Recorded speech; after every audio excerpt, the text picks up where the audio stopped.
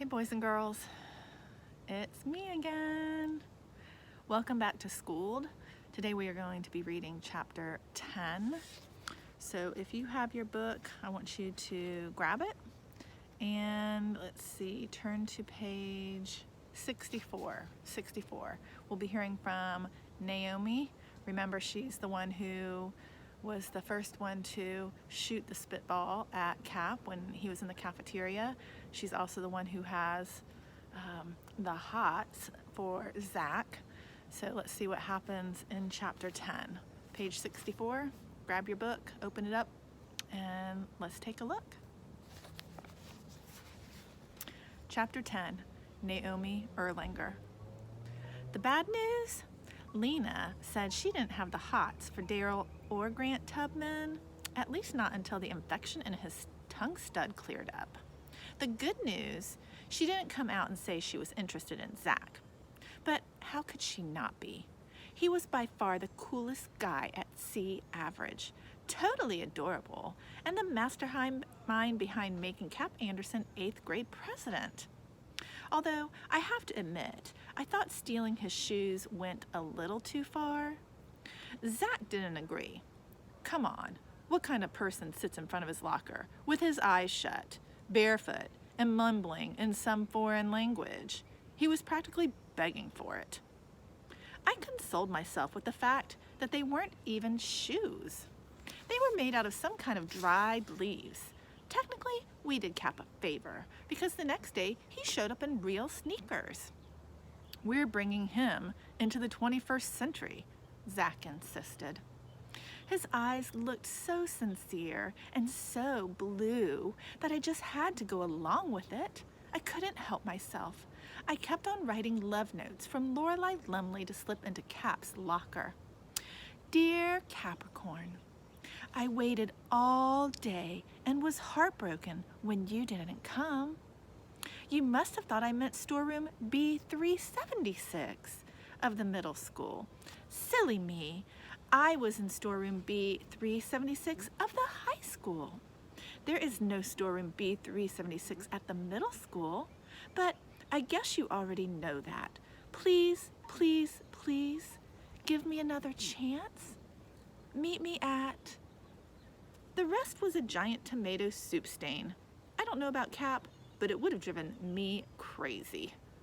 Another note contained directions to a small courtyard off the library. There was only one door, and it locked as soon as it closed behind you. Poor Cap spent 2 hours in there until a custodian found him and set him free. I felt pretty awful about it, but my hands were tied. I was with Zach. We watched from a spot on the roof, expecting him to go berserk. He never did. He called for help a few times, but mostly he spent the day in the lotus position with his new sneakers off, meditating. I could sense Zach was a little frustrated that Cap wasn't putting on more of a show. Why isn't he yelling, or crying, or at least banging on the windows, begging for a rescue? To be honest, I couldn't explain it either. Cap was weird, but there was more to it than that. There was something inside him that nobody else understood. Something mysterious and strong. Not muscle strong or fighting strong, a kind of strength that gave him the self-control to meditate instead of falling apart, or to ignore what other people thought and find meaning in a dead bird. I couldn't say that to Zach, of course, so I tried to be supportive. Look on the bright side, I offered from our vantage point on the roof. He didn't go nuts, but he was down there a really long time. Zach was not consoled. Yeah, and we were up here a really long time. What's the point of pranking someone if the prank's on you as much as on him? He had a point. Cap Anderson was the ultimate 8th grade president. He fell for every gag, hook, line, and sinker, more than a Luke Simard or a Hugh Winkleman ever would. There was only one problem. He wasn't reacting. You could harass him, you just couldn't upset him. Even when Zach told him that he was expected to plan the entire Halloween dance, he was just mellow about it. Last year, that was what had put Luke over the edge. Cap just said, "I've never been to a dance." He didn't even refuse to do it, but we knew he wasn't going to. That made Zach mad. We should have hung him off the wires, not just his sandals. I only had one class with Cap, math. He never opened his mouth, yet whenever the teacher called on him, he always came up with the answer. Zach claimed Cap was the dumbest kid in school, but he was really smart. He had no friends, except maybe Hugh Winkleman, who had to be worse than nobody. Or maybe not. Those two ate lunch together every single day.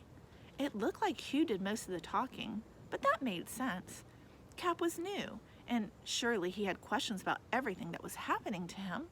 He had no way of knowing that the person he was using as a guide was an even bigger outcast than he was. So, he's friends with Winkleman. Big surprise, Zach sneered. Nobody normal would ever hang out with him. The stuff he does, what kid in a million years would ever want to do it with him? He had a point. Meditation wasn't big in middle school. When Cap wasn't in the lotus position in front of his locker, he was usually in the music room, strumming a guitar and singing to himself. It was always 60s music too.